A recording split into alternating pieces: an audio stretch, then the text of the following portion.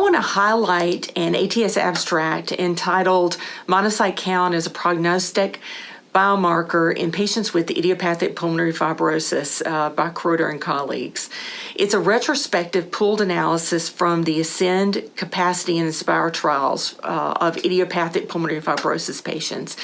And they pulled together over 2,000 patients from these studies and looked at their data and assessed whether or not monocyte count was important as a prognostic biomarker. What the authors recognized was that prognosis is very difficult for clinicians to understand and predict at the time of diagnosis for patients with IPF. And their goal was to understand whether or not that baseline monocyte count was a predictor of prognosis in patients with IPF.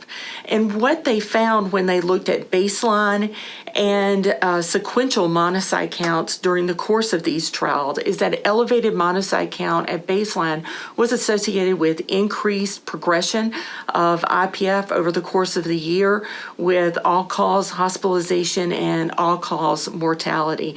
But change from baseline monocyte count was not associated with study outcomes. The endpoints in this study included IPF progression. Now, that was defined as a forced vital capacity decline of greater than or equal to 10% over the course of a year. A decline in 6-minute walk distance, and that was defined as more than or equal to 50 meters of decline over the course of the year. Death, all-cause hospitalization, and all-cause mortality.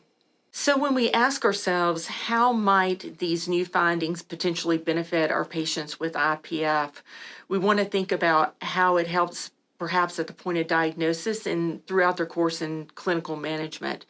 So things that come to mind is helping us, once establishing the diagnosis, understand the urgency for treatment, which we want to do as early as possible so that we don't lose any time or lose any lung function while waiting.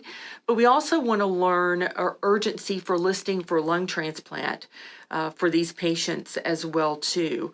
How quickly do we need to get them through the system and evaluated for transplant? At this point, usually oxygen is the main driver for that, but it could be in some patients who are at higher risk, they need to be evaluated at the point of diagnosis even earlier prior to oxygen.